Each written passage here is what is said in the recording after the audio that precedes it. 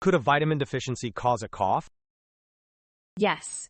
Certain vitamin deficiencies can make coughs more likely by weakening immunity or damaging airway lining. Low vitamin D is linked to more respiratory infections and asthma flare-ups. Severe vitamin C deficiency can cause scurvy with oral problems and secondary infections. Lack of vitamin A harms mucosal barriers, especially in children. B vitamin neuropathy rarely affects throat sensation. Consider testing when cough comes with fatigue, oral lesions, poor healing, or malnutrition. That's all for now. Thanks for watching, and don't forget to subscribe.